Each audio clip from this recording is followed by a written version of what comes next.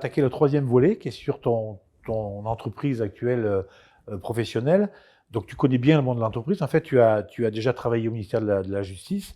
Et puis, et donc, à l'époque, tu travaillais aussi comme professeur de sport dans la police pour la jeunesse. Dans la PJJ, Protection judiciaire de la jeunesse. Voilà. Et en fait, ça consistait à quoi? Donc, quel était ton rôle dans ce... Alors, j'ai été professeur de sport, mais j'ai d'abord été éducateur à la protection judiciaire de la jeunesse, et ensuite j'ai fait une année de professeur, ce qu'ils appelaient professeur technique, c'est-à-dire professeur technique stable, c'est professeur de sport à la protection judiciaire de la jeunesse. L'objectif était la réinsertion des jeunes en assistance éducative ou alors en ordonnance 45 à l'époque, jeunes délinquants. Par le foot ou alors Non, c'est rien à voir avec le football. C'est la protection judiciaire de la jeunesse. C'était le placement des jeunes soit en difficulté ou alors pas seulement en difficulté, hein, qui avaient besoin d'être placés hors de leur milieu, que ce soit familial ou autre, ou de fréquentation.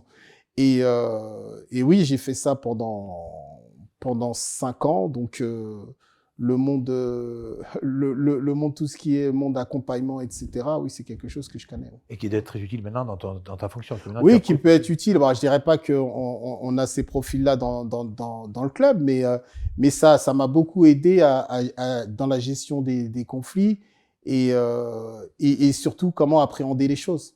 Maintenant, tu es rentré vraiment dans le monde de l'entreprise, puisque tu as créé il y a 2 ans ce qu'on appelle Dreamers Team.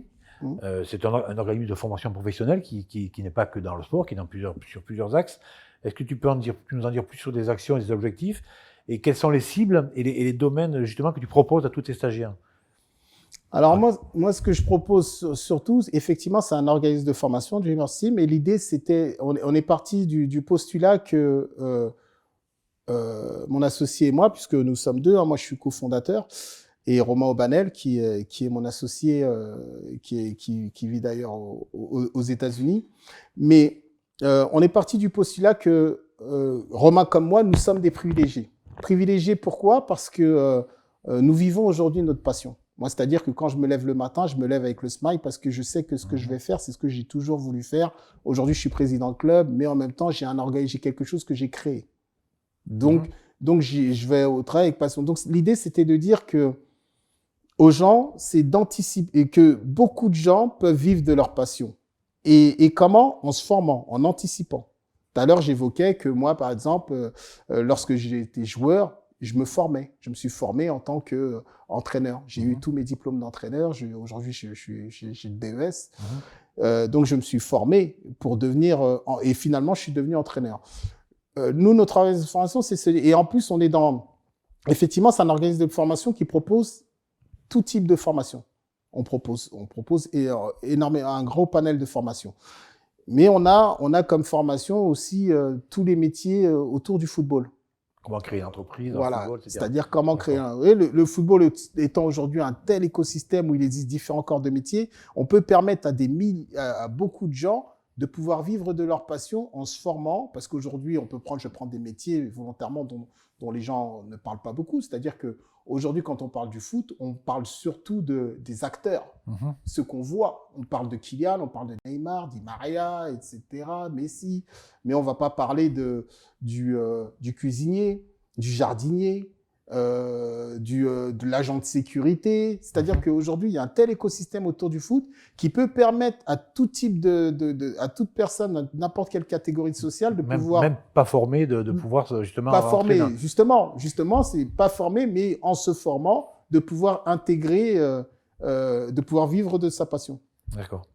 Et justement, est-ce qu'il y a des expros que ça a intéressé? Est-ce que tu as eu des expros qui sont inscrits? Oui, on a fait, sur certaines formations, oui, on a des ex-pros qui, par exemple, voulaient devenir directeurs. Mais c'est toujours souvent les mêmes métiers. On rencontre souvent recruteurs, directeurs sportifs, analystes vidéo. Mais nous, ce qu'on veut... Tu ne les rediriges pas un peu de temps en temps selon leur motivation, leurs compétences de base? Si, mais surtout, ce qu'il faut savoir, c'est que beaucoup de jeunes, nos jeunes, on a déjà un vrai problème, c'est le savoir-être.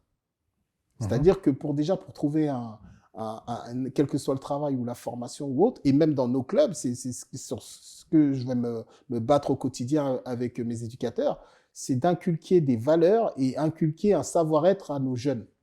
Donc, on a forcément, nous, dans toutes nos formations, on a toujours une partie du savoir-être. D'accord. Donc, pour conclure ce volet entreprise, donc tu es président de l'USIRI, tu es président cofondateur de cette entreprise. Et comment tu arrives à jongler avec ces deux activités? Est-ce que ton emploi du temps doit être hyper chargé? Comment tu fais pour jongler? Tu jongles? J'y arrive pas.